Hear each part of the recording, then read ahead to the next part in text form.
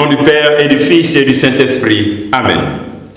Seigneur, répands sur nous ton Esprit Saint, dans nos yeux, dans nos oreilles, notre intelligence, dans notre vie, afin que nous puissions aimer ta parole, l'écouter et la proclamer autour de nous. Ô Seigneur, envoie ton Esprit, tout sera créé et tu renouvelleras la face de la terre. Bien-aimés dans le Christ, nous sommes en ce jour 7 juin et la parole de Dieu qui nous est proposée est extrait de l'évangile de Marc chapitre 12, versets 18 à 27. En ce temps-là, des Sadducéens, ceux qui affirment qu'il n'y a pas de résurrection, vinrent trouver Jésus et l'interrogèrent. Maître, Moïse nous a prescrit, si un homme a un frère qui meurt en laissant une femme, mais aucun enfant, il doit épouser la veuve pour susciter une descendance à son frère. Il y avait 7 frères. Le premier se maria et mourut sans laisser de descendance. Le deuxième épousa la veuve et il mourut sans laisser de descendance. Le troisième pareillement. Et aucun des 7 ne laissa de descendance. Et en dernier, après eux tous, la femme mourut aussi. À la résurrection, quand ils ressusciteront, duquel d'entre eux sera-t-elle l'épouse, puisque les 7 l'ont eue pour épouse? Jésus leur dit, n'êtes-vous pas en train de vous égarer en méconnaissant les Écritures et la puissance de Dieu? Lorsqu'on ressuscite d'entre les morts, on ne prend ni femme ni mari, mais on est comme les anges dans les cieux.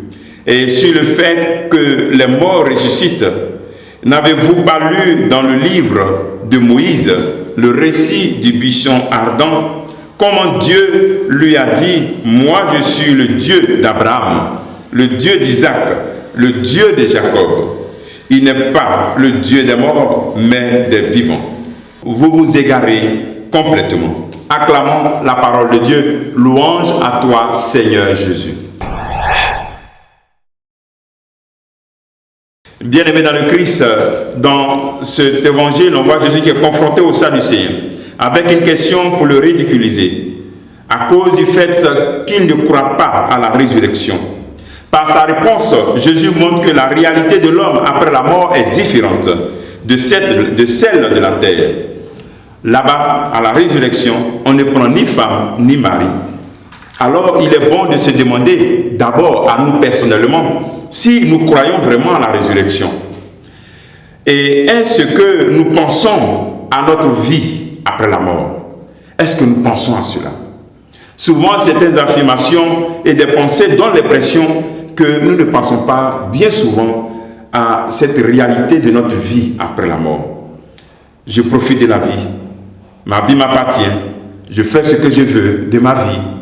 Donc ces affirmations sont des réalités qui montrent que bien souvent, nous ne pensons pas à ce qui va se passer après notre mort.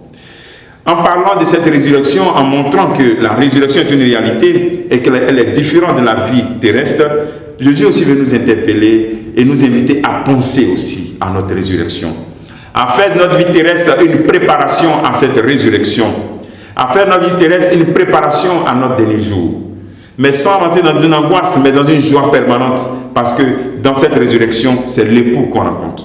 Deuxième élément, la fin de cet évangile, Jésus nous dit ceci. Il n'est pas le Dieu des morts, mais le Dieu des vivants. Et donc dans notre vie ordinaire, sur terre, nous devons vivre. Nous devons vivre et on doit sentir qu'il y a la joie de vivre en nous. Souvent, nous perdons facilement la joie de vivre avec des problèmes matériels.